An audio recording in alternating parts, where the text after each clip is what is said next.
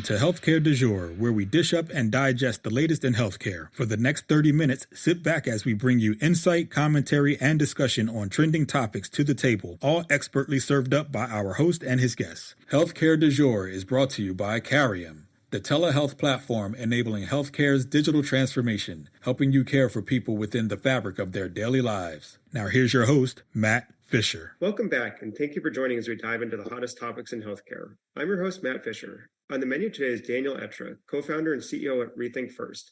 Daniel, welcome to the show. Thank you, Matt. It's a pleasure to be here.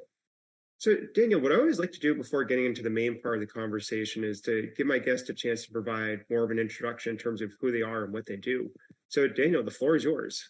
Terrific. So I run a behavioral health technology company, one of the leaders in the space.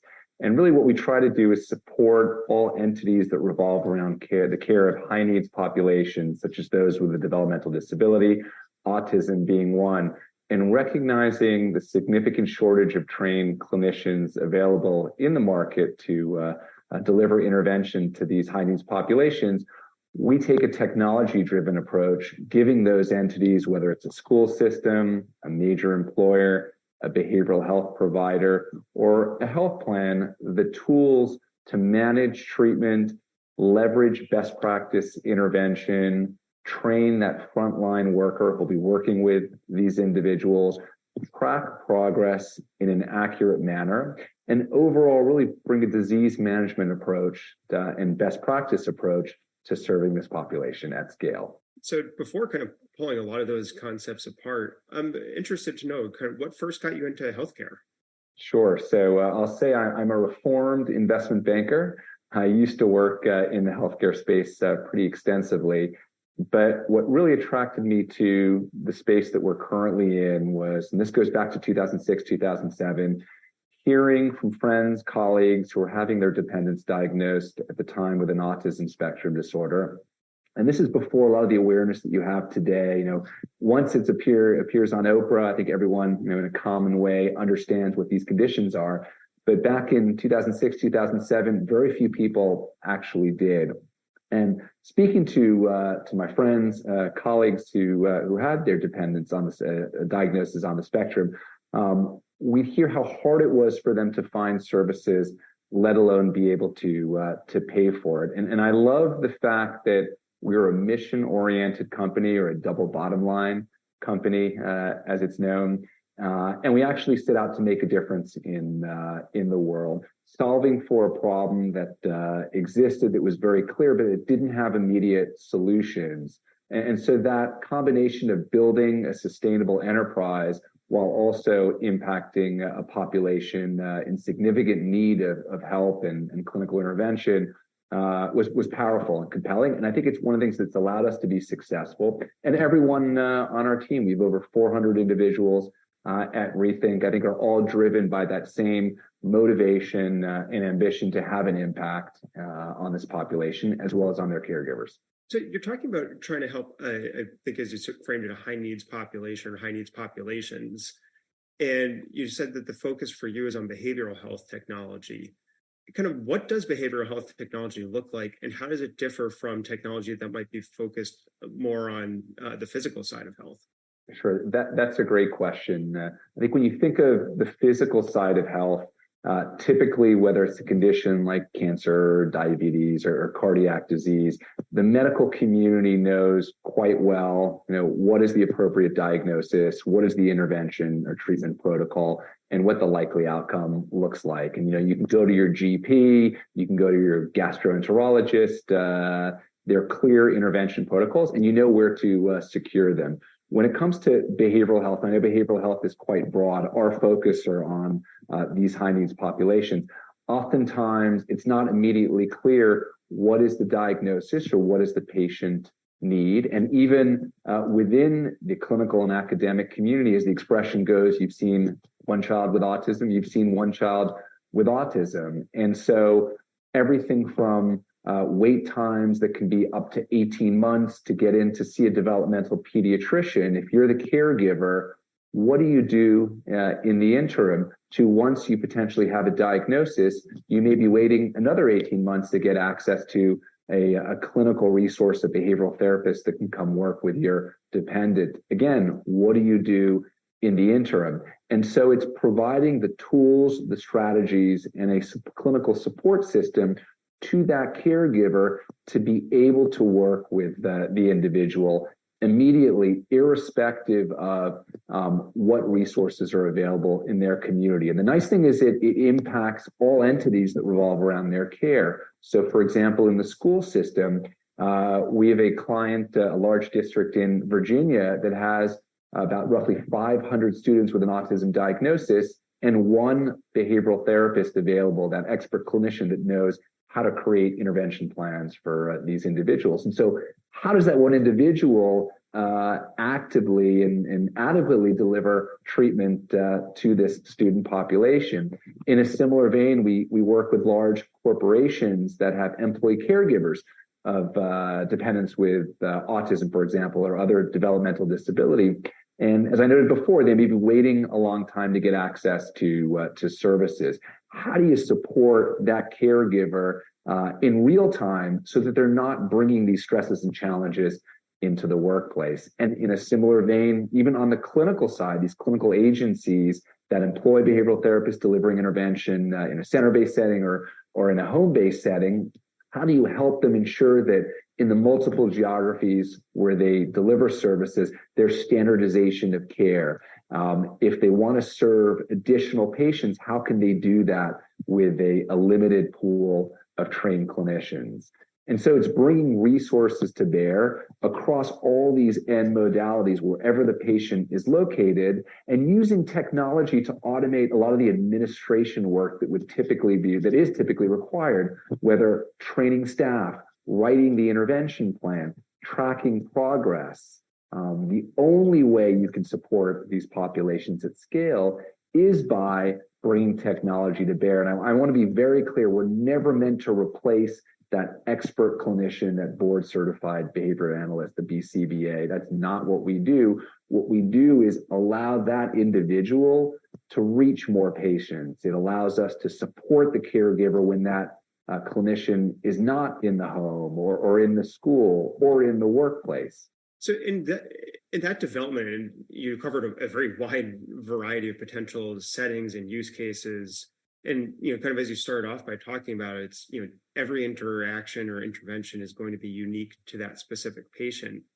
So kind of given all those experiences, what have you found to be kind of the common core components that make the technology, effective or driving better interactions and kind of, as you said, helping to enhance the capabilities of the clinician that's using it?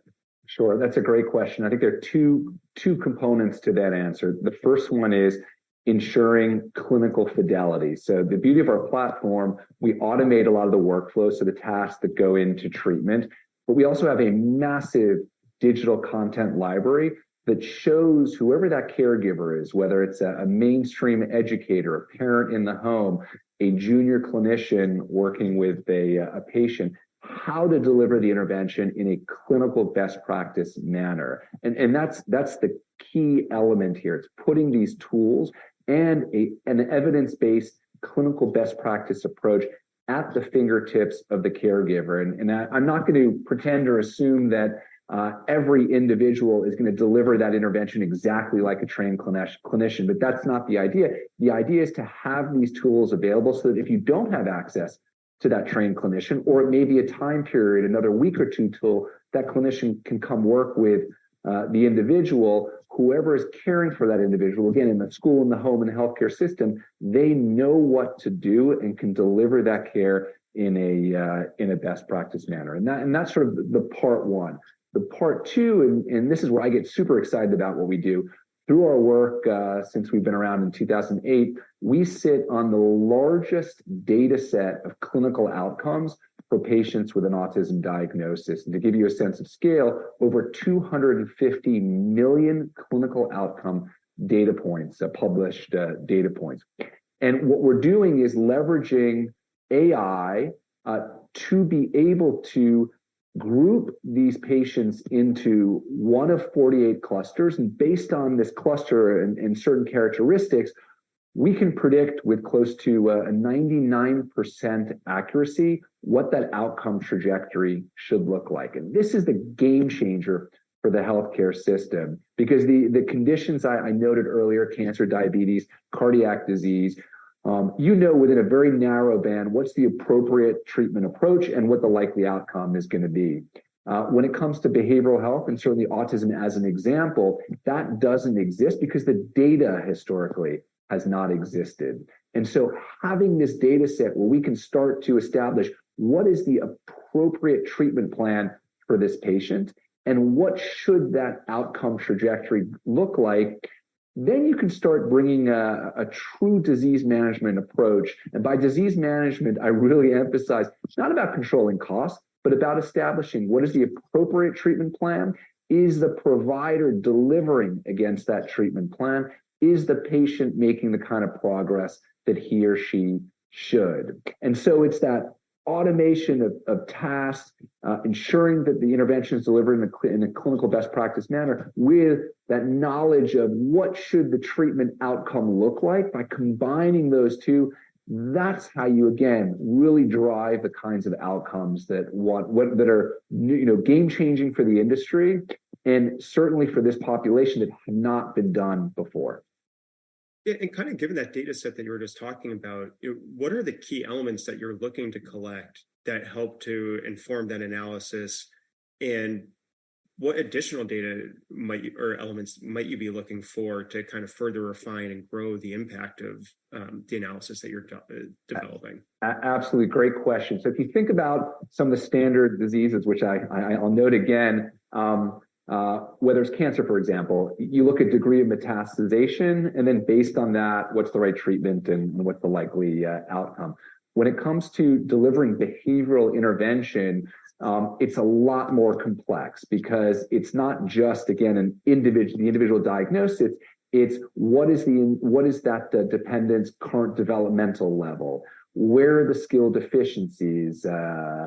Is it social emotional learning? Is it expressive language? Is it receptive language? Are there problem behaviors? Are there issues with motor skills? And so it's looking at the patient, understanding where are all the various skill deficiencies, and developing the right intervention plan for that individual so that they can progress towards the appropriate outcome. And I'll note that not every outcome, not every individual, even with the right level of behavioral therapy, is going to achieve a mainstream level of functionality.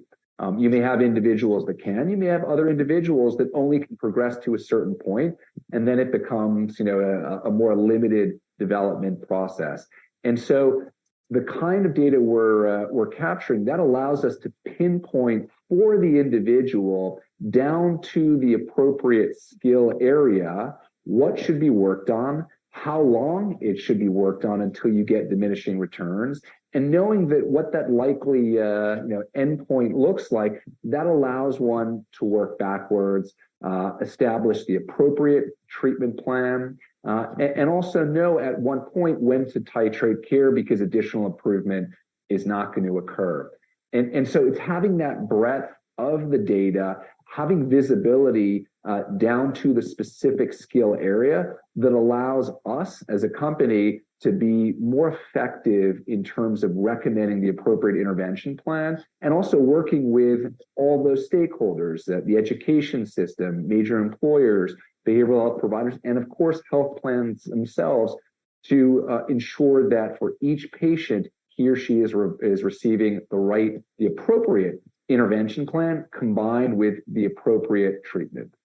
Yeah, that's bringing so many different sides of the puzzle together, or pieces of the puzzle together. And for those of you just joining, I'm talking about Daniel Etra of RethinkFirst, and we've been talking about behavioral health technology and the impact of being able to gather a lot more information to inform how care is being delivered or pursued. And Daniel, as we're just talking about kind of that complexity and gathering different data set or data elements, and recognizing kind of all the different components that apply in a behavioral health, and with the autism treatment as the specific example, How have you seen kind of an evolution maybe of use of the technology or interaction with the technology from the pre-pandemic period to now, as we're, I guess, as we're recording in May of 23, theoretically exiting the pandemic period? Sure, absolutely. That's a great question. I think a few general trends. I think number one, the awareness of these conditions, and in tandem, the awareness of the strains put on caregivers of these individuals. And so it's not enough to take the traditional historical approach where you're pursuing direct-to-patient treatment. You also need to provide active supports to the caregiver. And supports, I mean, giving them the tools, the strategies, and training to know what to do with their dependent or student or employee, so that they can perform at their best and be able to reinforce whatever direct treatment the patient is receiving. And so there's the awareness of the importance of supporting the caregiver that's built. I think there's also the awareness of the general mental health of these caregivers. I remember today we work with about a third of the Fortune 100. I remember pre-COVID, and certainly the years leading up to COVID, a lot of what we would need to do is educate the global head of benefits or head of HR how these employee caregivers are struggling and essentially the cost of doing nothing. I think coming out of COVID with the overall awareness of the importance of supporting employee mental health, I think now there's that understanding that, yes, you need to support not just all employees, but certainly these employee caregivers of high needs populations. It's not enough to just say we're covering medical intervention or behavioral intervention on the clinical side, direct to patient. There's also the awareness, I think, on the part of the healthcare system that this is a population, a problem that's only growing. And it's a high cost problem as well. And so, to use the analogy, it's a little bit, historically, it's a little bit of the Wild West, where you didn't have data-driven intervention plans per se. You didn't have data-driven ways to establish, what those outcome trajectories should look like. You didn't have data-driven ways of assessing provider performance. And also, I want to emphasize, too, it's not just sort of the health plan looking at the provider. It's also the provider themselves. They ultimately want to do a good job. They want to be viewed favorably within the healthcare system. They exist to serve this population. So it's starting to bring the data to bear to start making informed clinical decisions, because historically that data hasn't existed.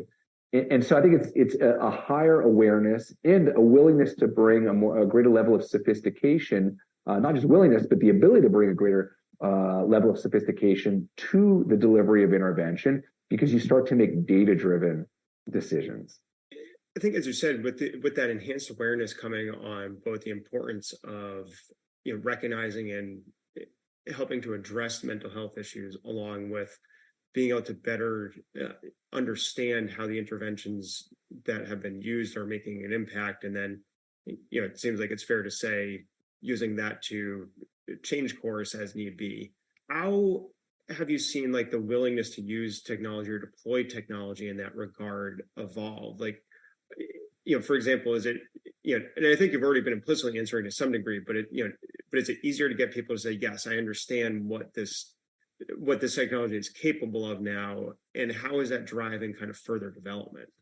Absolutely. So there's no question, sir. There's the rising tide of awareness within the marketplace. When we began our discussion, our conversation, I noted just the problem we set out to solve in terms of dearth of clinical resources in the marketplace, and that continues today because these populations are rapidly expanding. I think mental health today is a well-recognized problem globally, and certainly among all individuals, not just those who are employee caregivers. So that already sort of moves the needle in terms of the willingness of these entities, whether school systems, employers, healthcare systems, to take action.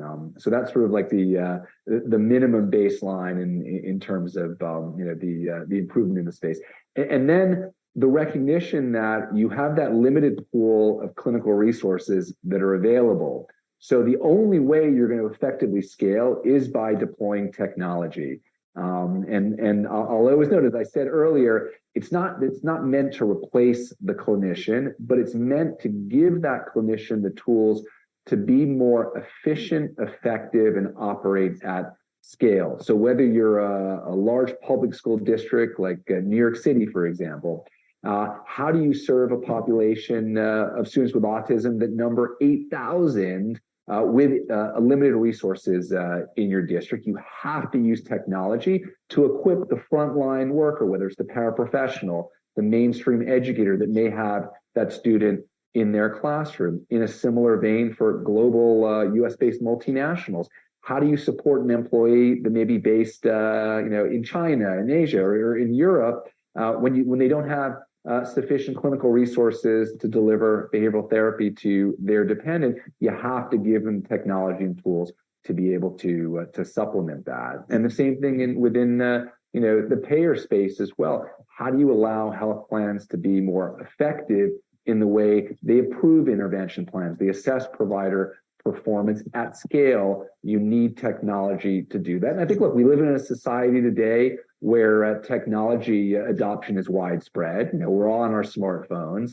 You take a platform like ours, for example, a parent on their commute home from work, they can be looking at our platform, watching videos to see, okay, how do I address this problem behavior that my child has been experiencing, because it's another week until the next therapy appointment. Or even an educator in the classroom, they're teaching a class, but they want to work then or assign a paraprofessional work one-on-one with a student with a special need. That paraprofessional can also deploy their smartphone to see, okay, this is how I work with this student. And as I'm working with him or her, I can, with a few taps on my screen, I can assess, is that student progressing? I can capture data. And so you have the hardware, you have the willingness to use technology. Certainly our whole society seems to be on their phone these days. And that makes it easier also to deploy these technology-based solutions, because we're all technology users daily. Yeah, and I think it's to the point that you're also making there is that it's, technology is so ubiquitous that if you make it fit within what you're trying to do and easy to use, you've removed a number of the arguable barriers to adoption, because it's making a similar experience to what you're seeing in your daily life when you're using technology in other instances. Matt, I appreciate your saying that, because you hit the nail on the head. It's no longer the old days where you had the software on, this will date me, on CD-ROMs. You had to download it onto your hard drive and then start using it. No, everything's in the cloud. And being a cloud-based platform, super, super easy. You turn on your laptop or your iPad or your smartphone, and you immediately have access to clinical best practice intervention. So if you're a teacher, or if you're a parent, or if you're even a junior clinician, at your fingertips, you have these tools that are clinical best practice, and that allows you to be able to deliver, at varying levels, instruction, intervention to the individual you're caring for. If it's easy for you to do that, you're going to use it. Yeah, no, and I appreciate you not going that far back just to the CD, because I definitely remember using floppy disks. And I was just going to say, I was not going to go to I'm 51. I was not going to go to the floppy drive route. So that's a good one. So kind of using that as a springboard, where do you see the need for continued evolution, or where do you see the technology growing to kind of address the needs that are down the road that maybe haven't hit yet, but you're trying to anticipate, so that way you're ready to you've already reacted and you've become set to go when someone says, oh, what about this issue? And you're like, well, I already thought about that because I saw it coming a year ago. I love those kinds of questions. The beauty of what we're doing, we're building a platform that's meant to support multiple populations, and certainly the AI-driven predictability and to map out treatment outcomes, that has relevance and will have relevance to multiple data sets. We're beginning with patients with an autism diagnosis, but behavioral health is broad, whether it's mental health issues, whether it's addiction issues. I think historically, if you want to take a value-based approach to care, you need data. And so the kind of engine that we've built that allows for multiple data sets to be fed through it and perform those analyses, be able to project outcomes, that's how we're looking to the future. You start small and then you expand and go bigger. And so we know that autism is just one subpopulation within the broader behavioral health umbrella, and we want to bring a data-driven approach to multiple populations within behavioral health, because ultimately that's how we have an impact. That's how we best serve these populations and their caregivers. Yeah, and kind of taking that data-driven approach, ideally, what would you like to see, and what do you think would benefit kind of the industry from that perspective of using data to help create a better structure that's going to foster the opportunity to improve outcomes for everyone? I think we'll use another analogy to date us. If you build it, they will come. The field of dreams. If you offer a data-driven approach to the healthcare system, I think what you find is adoption. And so, the barrier to date has always been the lack of data. So I think we worry less about willingness to adopt and more, do you have the data to prove your thesis, to show that this is the right approach? And then the healthcare system will follow. And it's borne itself out in multiple disease areas. This is not new. But what is new is capturing the data set, analyzing it in the right way, using AI to speed that analysis. And I think we all get caught up into the chat GPTs of the world. There's so much work that's being done on the healthcare side with specific subsets of data where artificial intelligence is needed to be able to effectively do the analysis and get to the outcomes you want to. Yeah, and I think that's a great point, and I think it's also a great wrapping up point, because believe it or not, we are already out of time. Wow. I want to thank my guest, Daniel Etra, for a great conversation today. Matt, it's been a pleasure. Thank you so much for having me on your program. And thank you to everyone listening. Keep the dialogue going and connect with me at #HCDEJURE. I'm Matt Fisher. Until next time.